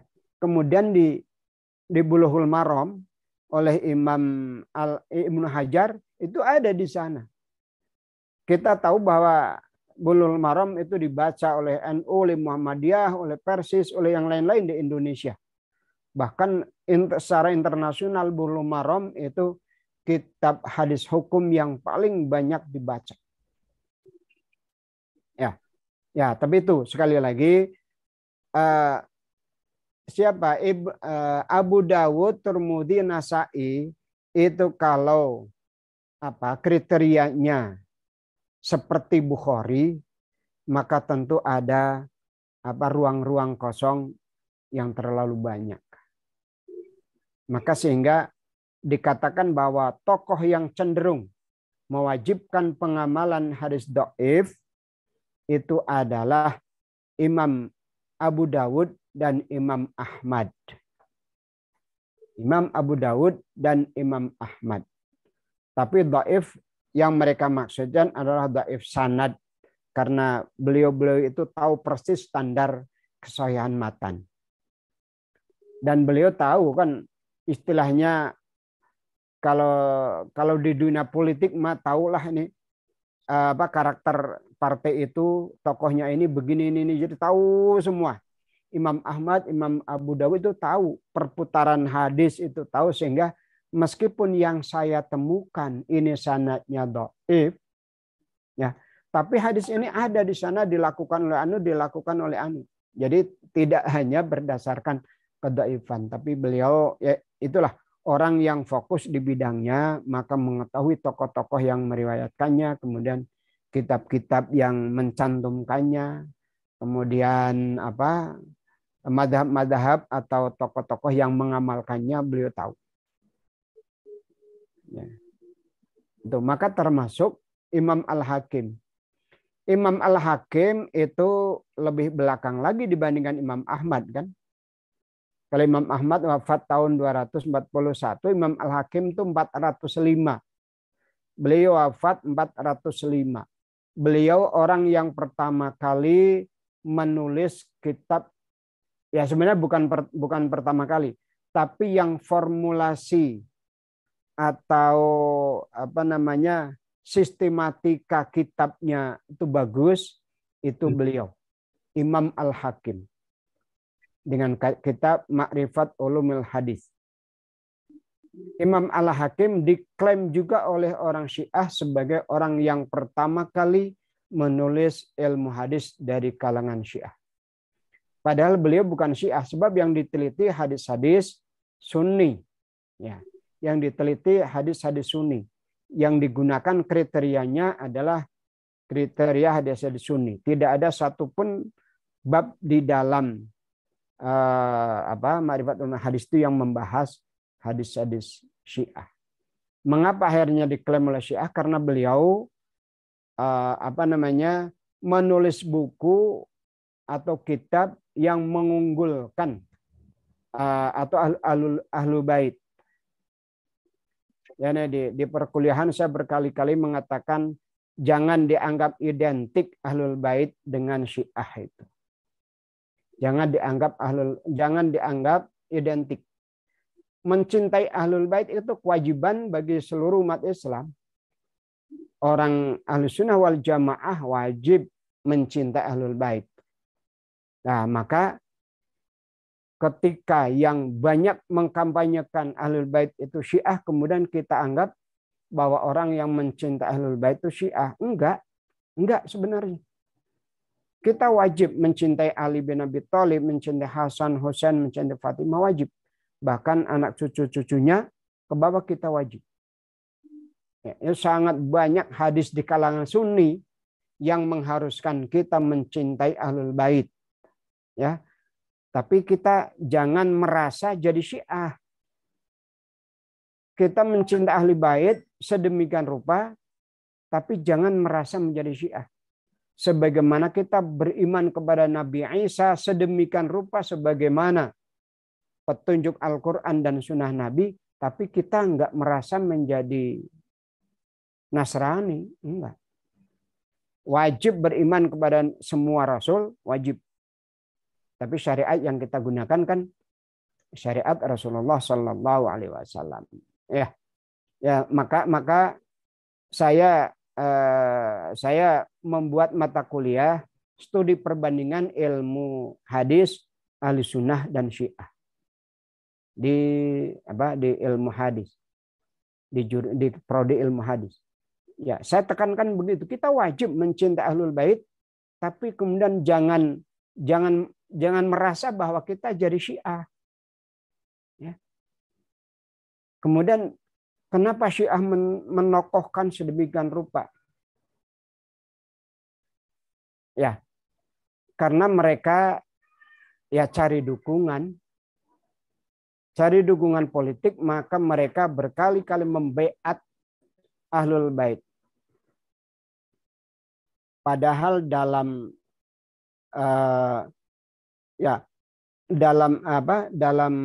siasah syariah atau dalam fikih siasah mengutip sabda Rasul, idza buyi'a li khalifataini faqtulul akhar minhuma. Kalau sudah ada khalifah yang legal, kemudian ada khalifah kedua yang dibeat, bunuhlah khalifah yang kedua itu. Jatuhnya pada Ahlul Bait. Jadi saya jadi berpikir, apakah orang-orang Syiah itu sengaja membaiat Husain sehingga ya ketika kekuasaan direbut oleh Muawiyah, sebutlah begitu, maka Hasan menyerahkan diri. Padahal waktu itu orang-orang Syiah, pengikut Ali, membaiat Hasan. Tapi Hasan menyerahkan diri. Maka selamat Hasan. Tidak dibunuh oleh Muawiyah. Tapi kemudian Syiah membaiat Husain. Ya, sementara di kekuasaan yang mayoritas dipegang oleh Yazid bin Muawiyah. Akhirnya Husain dikejar-kejar, dibunuhlah di Karbala yang kemudian dieluk-elukan oleh orang Syiah sedemikian rupa. Jadi memang Rasul bersabda, idza buyi'a, itu hadis Muslim, idza buyi'a li khalifataini faqtulul akhara minhuma. Apabila dalam satu negara, satu kekuasaan, satu wilayah kekuasaan, ada dua khalifah yang dibaiat, maka khalifah yang kedua itu bunuhlah, perangilah. Ya, jadi dari sisi dalil, jadi artinya Husain Yazid membunuh Husain, ini jarang diungkap loh ini. Hadis itu jarang diungkap, nggak pernah dihubungkan dengan kenapa imam-imam dari Syiah itu semuanya dibantai, katakan begitu ya.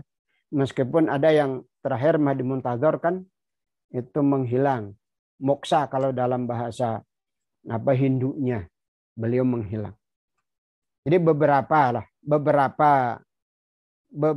imam dari Syiah itu dibantai. Ya, sebab Ahlul Bait yang diangkat imam oleh orang-orang Syiah itu dibantai. Ya kan waktu itu negaranya satu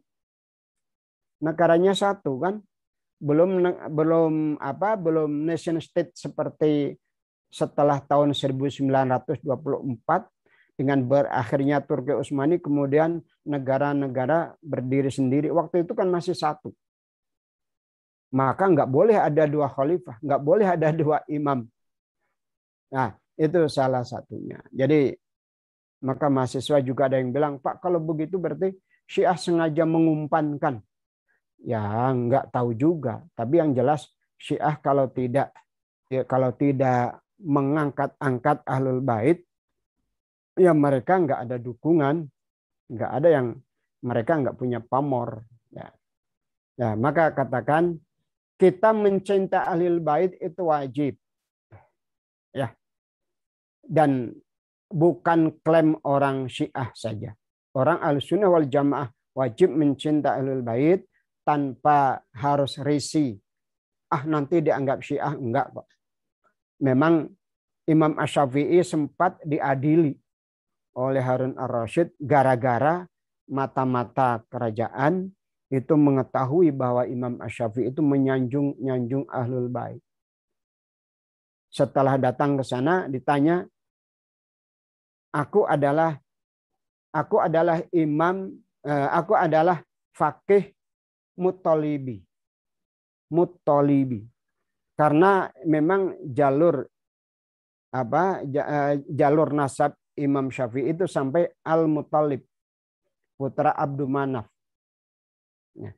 Kalau jalur Rasul itu Abdul Muttalib. Abdul Muttalib itu awalnya namanya Suwaibatul Hamd.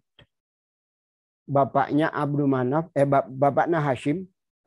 Hashim dan Al-Muttalib ini dua anak Abdul Manaf yang sangat akrab, saling mencintai. Ya. Ketika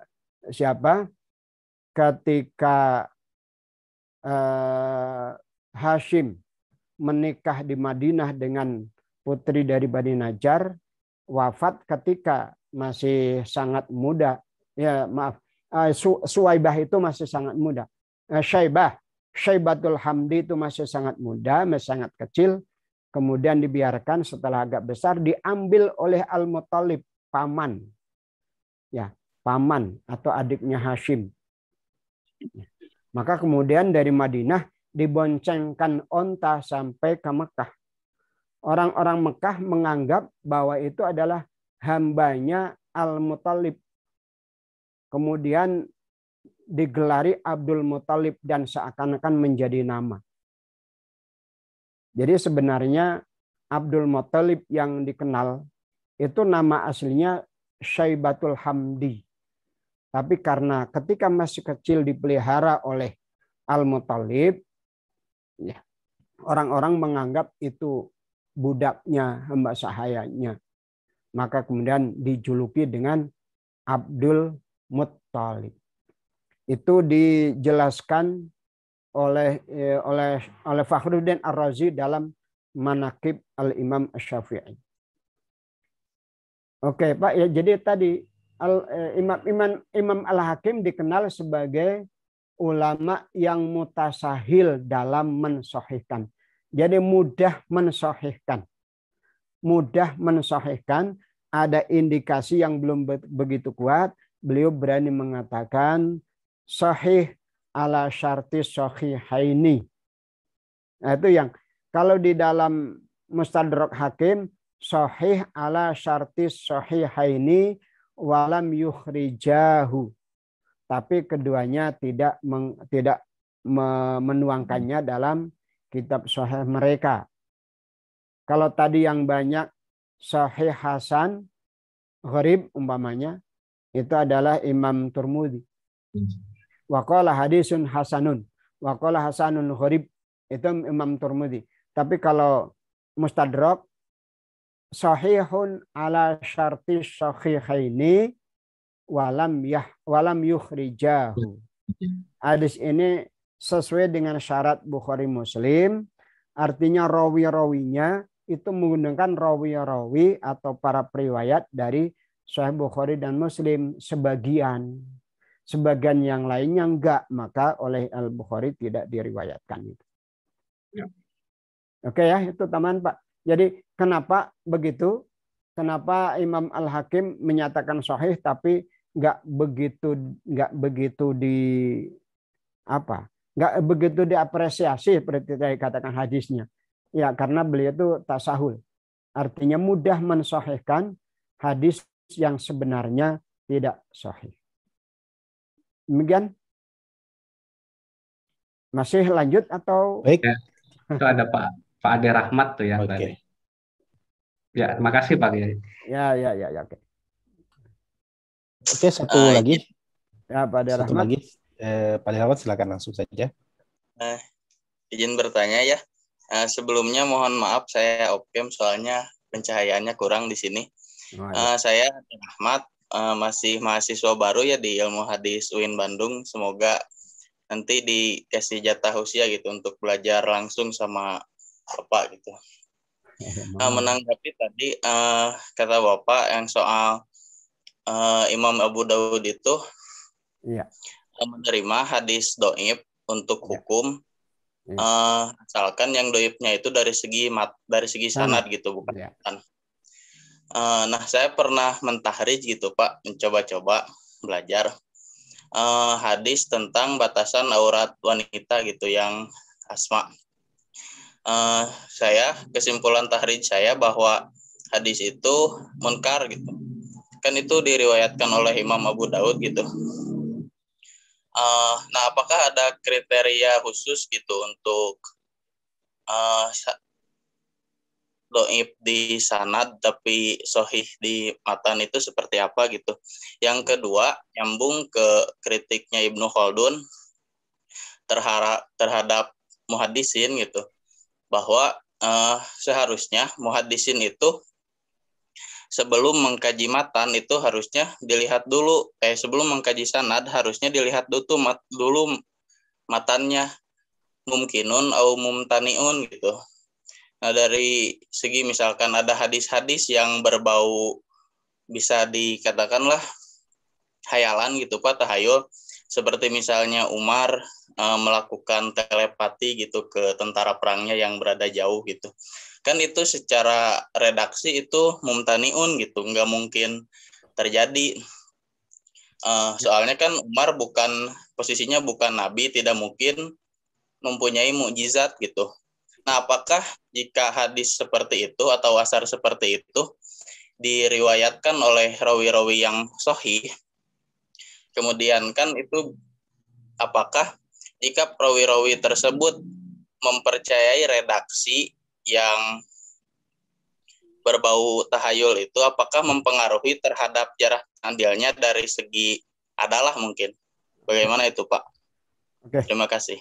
Jadi Pak Ade Rahmat ada dua pertanyaan. Pertama, hadis tentang aurat wanita adalah hadis mungkar. Yang kedua, kritik Ibnu Khaldun. Imam Abu Dawud. Imam Abu Dawud itu syarat minimalnya hadis bisa diterima menurut beliau adalah rawi yang bersangkutan tidak ditinggalkan oleh para ulama. Artinya selagi seorang rawi digunakan, diriwayatkan hadisnya oleh seorang ulama atau seorang faqih, maka menurut Abu Dawud hadisnya masih tetap harus dicatat. Karena itu telah dilakukan oleh oleh sejumlah orang. Kalau kemudian hadis tersebut dikatakan sebagai mungkar, itu mungkar dari mananya? Kalau hanya istilah rawahul manakir, belum tentu hadisnya itu mungkar. Ya, yarwil manakir atau mungkarul hadis. Kalau rawinya mungkarul hadis, itu kan gelar umum, penilaian umum. Belum tentu hadis yang bersangkutan itu mungkar. Termasuk juga rawi mudalis. Ya. rawi-rawi yang dituduh mudalis oleh Imam Ibnu Hajar ditulis dalam satu kitab Tabaqatul Mudallisin. Ada nama-namanya sekian orang. Itu tidak setiap rawi yang diriwayatkan, tidak setiap hadis yang diriwayatkan oleh orang itu adalah mudallis hadisnya atau hadis mudallas, belum tentu. Tidak setiap orang itu meriwayatkan hadis adalah dengan cara tadlis. Tidak demikian. Sebab nanti para ulama akan mengkaji. Apabila dia meriwayatkan dari A tanpa menyebut rawi perantara, maka dia tadlis. Kalau rawi perantara itu disebut, si A, ya. Si A, berarti kalau siapa Ayub, kalau meriwayatkan Abu Kilabah tanpa perantaraan, maka kalau dari Anas bin Malik tanpa perantaraan atau dari Aisyah, dari Aisyah ya. Apabila Ayub meriwayatkan dari Aisyah tanpa perantaraan, maka itu tadlis, artinya ada rawi yang disembunyikan. Tapi kalau melalui itu ya tidak. Dan ini kemarin ada mahasiswa bimbingan, tapi karena proses pembimbingannya saya kurang sehat. Ketika terakhir saya lihat ini agak kurang pas dalam membuat analisis, sehingga banyak kesalahan di situ. Oke Pak ya, jadi apabila salah satu dari periwayat hadis itu dinyatakan mungkarul hadis, itu tidak berarti semua hadis yang diriwayatkan itu adalah mungkar. Dilihat pasti ada pengecualiannya. Makanya diterima hadisnya di dalam Abu Dawud.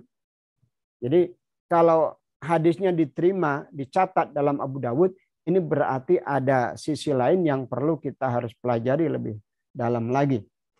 Selanjutnya kritik Ibnu Khaldun. Ibnu Khaldun itu seorang sosiolog, seorang ahli sejarah. Ya. Mungkin memang punya prinsip yang berbeda. Dan juga mungkin ketajaman intuisi juga berbeda. Kalau tadi katakan yang dicontohkan adalah hadis Umar.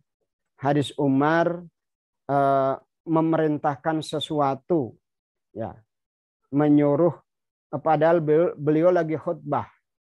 Beliau mengucapkan sesuatu, satu kalimat yang tidak berkaitan dengan teks khutbah.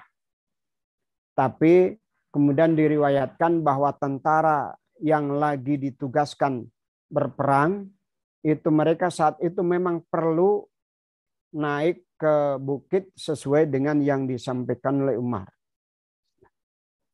Sehingga itu dikatakan, nggak mungkin Umarnya ada di Madinah, kok bisa mengomandoi pasukan yang ada di medan perang jauh di sana.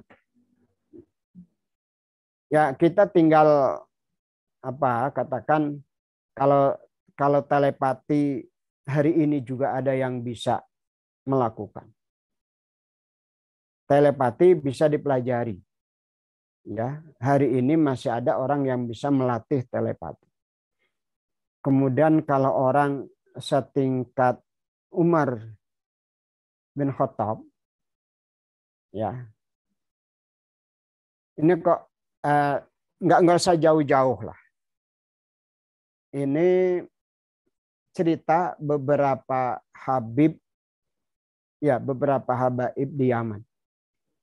Ada seorang murid yang hafal Tuhfatul Muhtaj, syarah Minhajul Talibin, karya Imam Nawawi. Kitab itu 4 jilid.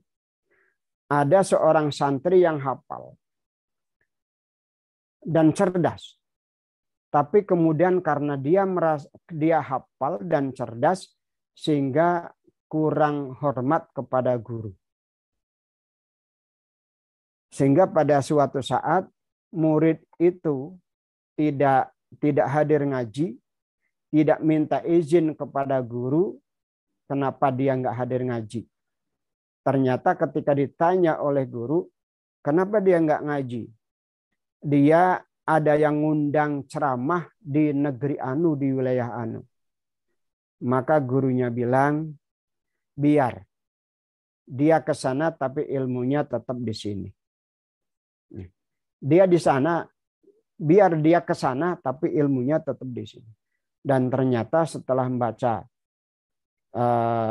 setelah mukadimah itu beliau nggak bisa bicara apa-apa.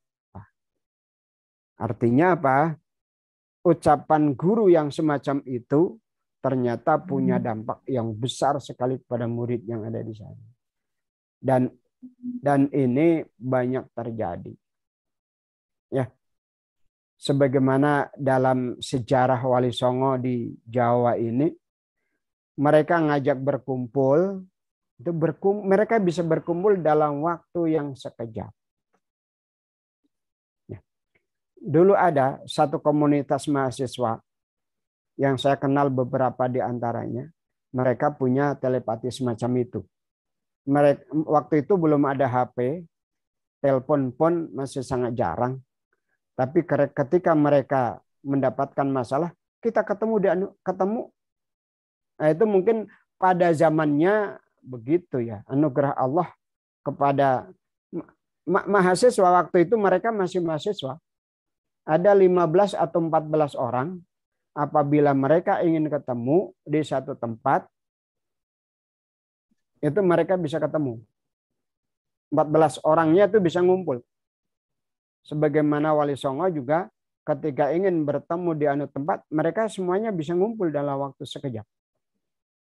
Yaitu kalau kita menyaksikan atau setidaknya mendengarkan cerita orang-orang di zaman Kiwari ya, di zaman modern ini masih ada yang bisa begitu. Ya, maka kalau riwayat mengenai Umar bisa menyampaikan titah sebagai khalifah kepada kepada prajuritnya dalam jarak yang sangat jauh,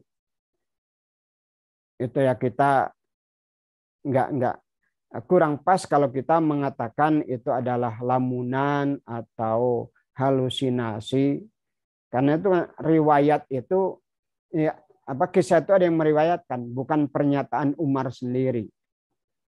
Ada laporan dari prajuritnya itu. Ya, ini dicek lagi nanti sanadnya,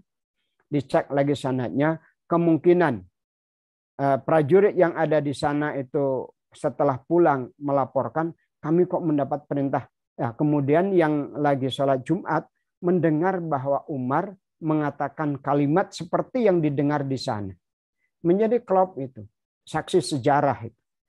Ya, itu jadi yang begitu-begitu kita tentunya harus melihat dari berbagai sudut, bukan hanya dari pendekatan sosiologi, bukan dari pendekatan logika, karena mereka tidak hanya hidup di wilayah logika.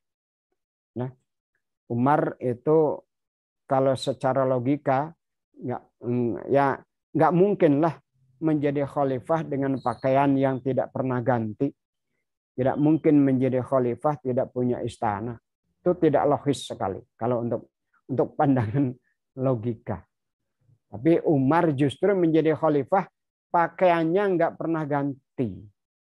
Kalau mandi, cuci ya itu ada yang meriwayatkan begitu. Tapi mungkin kalau 1-2 mah ada lah. Ya, 1 dicuci, yang 1 dipakai, itu kemungkinan ada. Tapi mungkin dalam beberapa kesempatan Umar pernah menunggu pakaiannya kering baru akan melaksanakan tugas-tugas kekhalifahannya. Mungkin begitu ya. Jadi kritik Ibnu Khaldun itu bagus juga untuk diperhatikan, tapi bahwa ya seperti tadi ditanyakan oleh Pak Dery, bahwa latar belakang seseorang untuk mengomentari satu disiplin ilmu itu perlu ada sinkronisasi. Oke ya. Jadi kalau saya bukan ahli mesin kemudian mengomentari posisi posisi onderdil tertentu nggak pas juga. Oke, itu barangkali Pak Ade Rahmat. Siap, jazakumullah khairan. Ya. Barangkali ada tambahan lagi dari yang lain. Udah hampir setengah. Waktunya sudah hampir habis kayaknya. Ya, Mujio. Kita alhamdulillah kayaknya nggak terasa ya. Hampir 2 jam kita diskusi ini kayaknya memang masih asik sih kan. Tapi karena keterbatasan waktu diskusi pada hari ini, insya Allah pada pertemuan nanti mungkin ya kita kembali bisa melanjutkan lagi tema-tema tentang ilmu hadis dengan tema-tema yang lain. Insya Allah. Dan mudah-mudahan Pak Mujio diberikan umur yang panjang dan sehat senantiasa. Amin. Terima kasih sekali lagi saya ucapkan pada Pak Mujio yang sudah memberikan pemaparan materinya pada kesempatan diskusi pada hari ini, dan juga kepada rekan-rekan sekalian yang masih stay tune terus di diskusi kita pada malam hari ini juga. Baik, saya langsung saja serahkan kepada Pak Ajis untuk mengincar kembali acara. Silakan Pak Ajis. Ya. Alhamdulillah teman-teman sekalian, acara diskusi kita udah tidak terasa ya, memang batasnya kita jam 9, ternyata lebih dari hampir setengah jam karena memang cukup menarik pemaparan dari narasumber. Pak Muji, terima kasih sekali lagi, dan kepada teman-teman yang selalu mengikuti acara kegiatan Lingkar Studi Islam dan Filsafat Bandung. Semoga acara yang kami selenggarakan ada guna dan manfaatnya untuk memberikan bekal ilmu pengetahuan yang cukup bermanfaat, khususnya tentang studi hadis. Walaupun ini baru pertama kali ya kita, saya juga bernostalgia seperti berada di tengah-tengah para masyayikh gitu. Karena kita biasa berdiskusi tentang sains modern, filsafat, dan ilmu-ilmu logik. Tapi baru kali ini kita membahas ilmu hadis, seolah-olah kita terkebawa kepada satu majelis yang penuh keberkahan. Saya kira yang memang tidak biasa. Sepertinya biasanya kita berdebat tentang ilmu pengetahuan, sains, dan sebagaimana tadi kritik itu Ibnu Khaldun dan lain sebagainya. Nah, di ranah ini agak sedikit, kalau menurut meminjam Ibnu Hajam itu, kita mencoba mengistirahatkan akal sejenak gitu kan. Tengoklah Quran dan hadis katanya. Begitu kira-kira di dalam kitab Akhlak Wasiarnya Ibnu Hazm gitu. Nah, jadi semoga teman-teman sekalian yang hadir ini selalu stay tune, nanti ada di kami selalu menghadirkan tema-tema diskusi yang semoga membawa kemanfaatan untuk kita semua. Akhirul kalam, wabillahi taufik wal hidayah. Wassalamualaikum warahmatullahi wabarakatuh. Waalaikumsalam warahmatullahi wabarakatuh. Saya live dulu ya. Ya, terima kasih. Ya, terima kasih Pak.